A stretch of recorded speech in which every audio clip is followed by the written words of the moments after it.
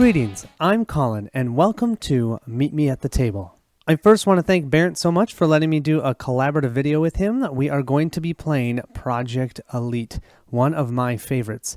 He, myself, and my wife are going to play a 3-player game here. Hope you guys are excited. We're going to set it up first, and then we'll jump into the playthrough in our next video. Wish us luck though. Recording with 3 people will be a bit of a challenge, but I think I have an idea of how to do it. So the first step of setup is determining which side of the board you want to play with. There are 2 sides of the boards in the base game, and I should mention I have the full all-in Kickstarter version. I'm going to mostly be playing just with core sets items. I do have an additional enemy type that I'll be playing with, and one of the heroes that we're playing with is not in the base game. And then as well as there's some upgraded tokens that you won't have in the base game. So we've decided to play on the Abandoned Lab board. I like this board a lot. It gives you the walls, you have to move around through there, and then the aliens have a little more time to get to your base, because this is essentially a tower defense game where you're trying to defend, or I should say castle defense. You're trying to defend this area. If any one alien gets past there, we lose the game. But we also have objectives that we need to complete. After determining which board you're going to use, then you'll go ahead and choose your heroes. I'll be playing Voker for this game. This is the same as Momentum in the original game, where when I have a move symbol that's rolled on my dice, I can use that to move 2 spaces instead of 1. I love that. I love being mobile on the board. Yeah, he is my absolute favorite character, and I always play him. He is in the base game. I have been able to do a little bit of painting, so I was able to paint just our 3 heroes that we're using. Yeah, I think that the way that these look are so much better than the original, it's not even funny.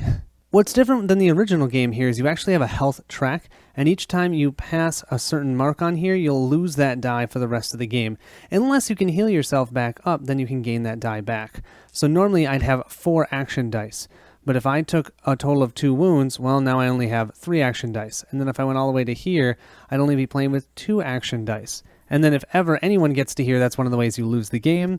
Then I've been killed and we lose the game. You can hold 2 weapons and as many items as you can carry. The items are not limited. Barrett is going to be playing Robert. He's the veteran. Now, he is one that's in the Kickstarter version. I think he's in the terrain box.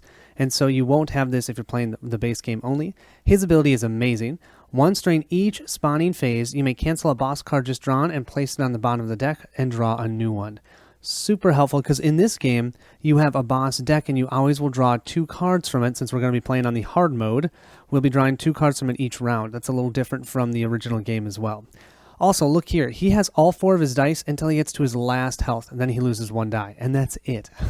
So yeah, he is pretty awesome. Here he is. I really like his mini. I'm actually really impressed with these minis, but it is cool mini or not, so I should be, that's what they're really good at, right?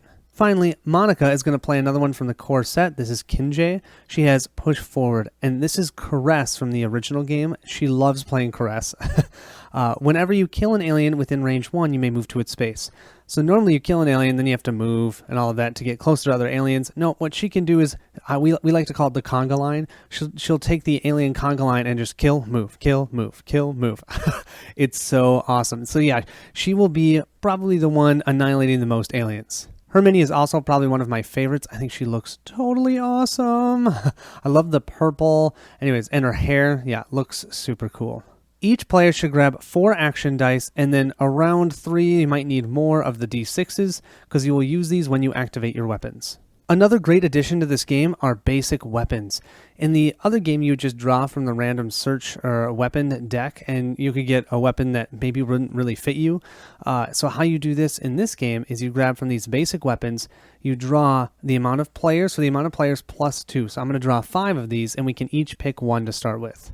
There's a bunch of information on these cards. This denotes what you need on your action die to activate it. So I need to roll a weapon symbol, a gun symbol, to be able to activate this weapon. It has a range of 2, and you roll 1 die and you hit on a 4 or higher. This one is only a range 1. You roll 2 dice, you hit on a 5 or higher. This one over here has a range of 2. You also, by the way, need 2 dice instead of 1 to activate this. So you have a range of 2, you roll 2 dice and hit on a 4+. And if you hit on both of those dice, you can take out 2 aliens. Super cool. This one's at a range 1, you roll 2 dice, hit on a 3+. This one's a range 3, you roll 3 dice, hit on a 5+. Ooh, 3 dice though, but still. So talking with the team, Barrett is going to take the Cyclone. So he will roll 1 die trying to hit a 4+. I'm going to take the Firestorm. I have range 1 then, but I'm trying to hit on a 5+ with 2 dice. And Monica likes the 2B gun here, rolling 2 dice, hitting on a 4+, range 2. Then what we'll do is we'll take these 2 and just simply discard them. Next, you'll want to grab your Swarm stat cards. There's a total of 3 in the base game, and I'm playing with the flyers from one of the expansions. I'll notate which one it is in the description below, which expansion it is that comes with that 4th base set. I highly recommend that because I like having the variety. So just so you guys can see, runners here, runners only, and I should say all these minions only have 1 health. So you kill them, they're off the table. These runners move a total of 3 every time they activate, and they only have 1 health. These biters move 2 every time they activate, and then they also have an ability that they roll 1 hit die for each hero within range 1. Then each hero suffers 1 damage on a 4+. So you don't want to be next to them when they activate. We then have the shooters here. They only move 1. They are slow, but they roll 1 hit die for each hero within range 3. Each hero suffers 1 damage on a 4+. So you either got to take them out or you got to get into hiding if you're around them.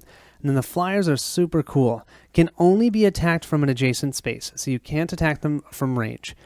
Instead of pushing other figures. So normally what happens, enemies, if they need to move and there's an enemy in front of them, they'll just push that enemy forward because you can only have 1 enemy per space. Or I should say 1 character because that includes heroes. The flyers instead will jump over people. So they just always get themselves in front. And if they jump over a hero, you suffer 1 damage and they move 2 spaces. To make your boss deck, you're going to grab your 8 boss cards and your 12 all-clear cards and shuffle them together. Now, if you play with any of the expansions, I'm not doing this now, but if I did, or I could go ahead and pick a random amount of 8 bosses. I could shuffle them all up and pick a random 8, and then slot them in with the all-clear 12 cards. Then shuffle that up and you're ready to go. You'll want to grab your 3 decks of cards that you'll shuffle at the beginning of each game. These search cards you can find at search locations on the board, like these ones. You can spend that type of die, a die with that magnifying glass, to search there if you're on the space or adjacent. I have also slotted in the watchtowers because I think the watchtowers are really cool. That's from the terrain box. So I have all of that in here. Then the alien tech, anyone who defeats a boss. So unlike the original game where the boss would drop an alien tech token on the ground, so you'd have to remember to do that and you'd have to remember to move to that space. No, whoever kills the boss just gets to draw an alien tech card either when they do that or at the end of the round. And then our spawn cards are how we're going to spawn our minions each round. Now I want to show you on these cards because when we're playing in real time, I'm probably not going to zoom up on each one, so I want to show you here. Some of them have these symbols on them, and that means they immediately activate and then move. Some of them don't. So this biter, we would just place out 5 biters in any location that we want, 1, 2, or 3. This one, they come out at location 2. There's 2 of them, and then this means they activate immediately. If this was an enemy type that had an ability, so let's say biters, so let's say these were biters instead of runners, they would actually get to try and attack first. So if they would be placed on the board and they are adjacent to a hero, they would attack them. Then they would move, and their movement is 2. Well, runners is 3. But these guys wouldn't because they don't have that symbol. Just so you know, they did that really well. They totally fixed all the issues with the other ones that had that. You always know, okay, this means they activate right away.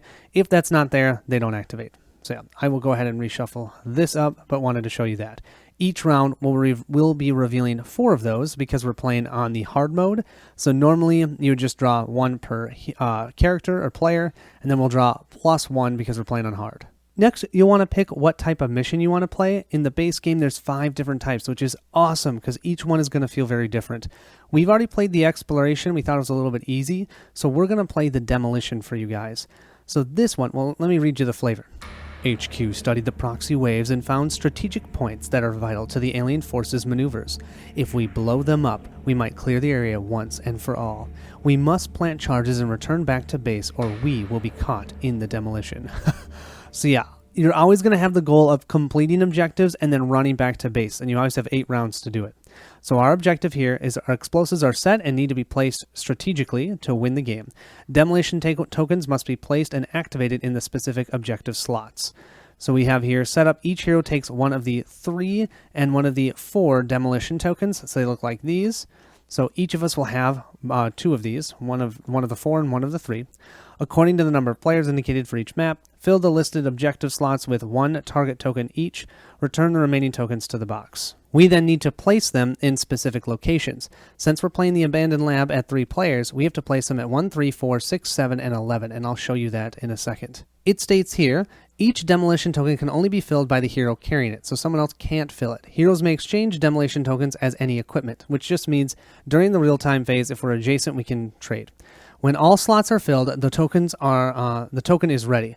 Any hero adjacent to an objective slot with a target token on it may replace it with a ready demolition token and discard the target token. Once placed, a demolition token may not be moved.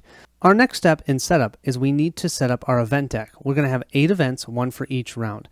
Depending on how you want to play on hard, easy, medium, or hard, you can choose. So there's 2 different ways you can change the difficulty in this game. The events and then the spawning cards. And I'll show you that chart in a second. So we're going to play on hard. So we're going to grab 4 random cards from the 1 to 16 set. 2 cards from the 22 and 23, aka we're going to play with 22 and 23, and then we're also going to play with 24 and 25. So that gives us a total of 8 cards. I've randomly shuffled them up. They look like this, and I'm not going to flip it because I already have it all randomly set up. I don't want to change that, but they're going to be on the side of the board. Each one will reveal one. And you know what? Let me just randomly show you one that's not in the game. This one says, watch out for bosses. And it says, at the end of the alien spawning phase, reveal 1 additional boss card. So we have to do that until we get rid of this. How we get rid of this is in a 3-player game, we have to fill this whole top row with dice. One would be a wrench, one would be the finger pointer, and one would be a gun. And remember, these are red, so we'd have to put our dice there, and then we don't have those dice for the rest of the round. And those are our action dice. So if let's say Monica put 3 of hers there, she couldn't even activate her weapon because she needs to have 2 action dice to activate her weapon. So yeah, it takes resources to do that, and you really want to do that at the end of your 2-minute real-time phase. Here we have the spawning chart. So if you're playing on easy, you just do 1 card per player and flip over 1 boss card. Medium is also 1 card per player from the spawn deck, but 2 boss cards. We're playing on hard because we like to be masochistic and do 1 card per player plus 1 card. So we'll be drawing 4 spawn cards and then 2 boss cards. Final part of setup, we'll go ahead and place our 3 heroes over here in the starting area.